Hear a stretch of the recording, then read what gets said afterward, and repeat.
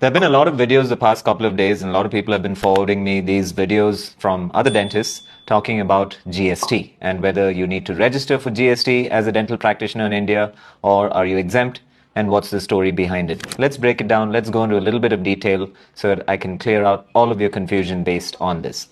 Now, firstly, in India, healthcare services are exempt. That means our patients who are availing services from us, maybe it's an extraction, maybe it's a dental implant, maybe it's, 2 or 3 crowns, maybe it's filling, all of this is considered as a healthcare service and therefore they are GST exempt, which means if let's say you are charging rupees 2000 for a filling, then you are not going to tack on an additional 12% or 18% or whatever it is for that service. They're just going to pay the fee which you are going to charge them. Now, you become the end user in the GST net.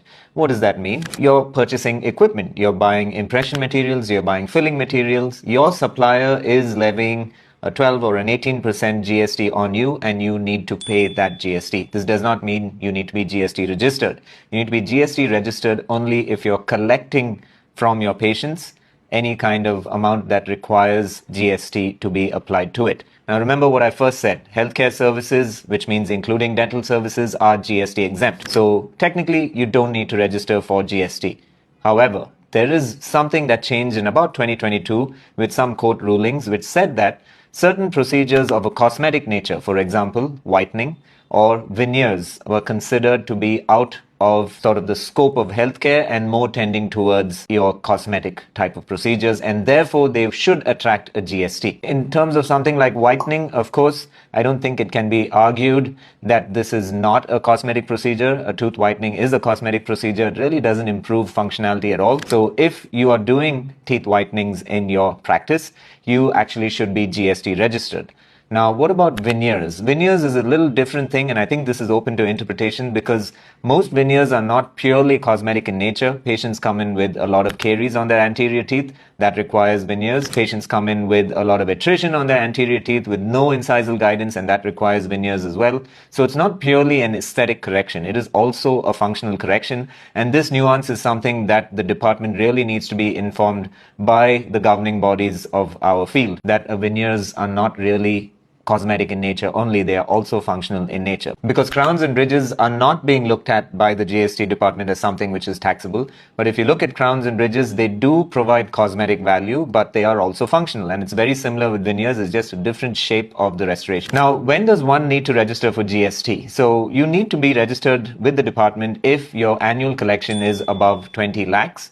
And now this is where a big confusion happens. So if you are, let's say, collecting 25 lakhs per year and all of it is GST exempt, which means no veneers, no whitening, and you only do extractions and crowns and bridges and implants and all of that stuff, all GST exempt, then in that case you do not need to register to the GST department. But now, let's say even 1 rupee or 100 rupees or 1,000 rupees of your collection is GST liable. So that means you need to be collecting for that. So for example, it could be veneers, it could be whitening, it could be the sale of products. The sale of products, for example, a toothpaste, if you're selling that in your clinic, is not something which is considered a healthcare service. It's just a sale of a product that needs to have GST applied on it. So even if it's just 0.01% of your annual turnover beyond 20 lakhs, which requires GST collection, then you need to be GST registered or you are in violation. I hope that clears it up. I hope there's no more confusion on this topic.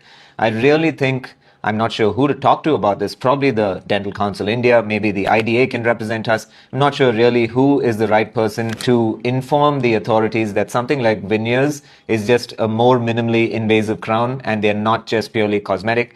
This is what happens when, the cosmetic dentists of the world just make it look like it's a whole smile design, brighter smile, enhance your life, enhance your smile, look good, and they don't talk about the functional benefit of these types of restorations. So I hope that clears the confusion. And actually this time, I think I really hope I didn't confuse you enough. I hope that solves it. All right. So till the next time we meet, this is the Dental Review Guy signing off with a smile.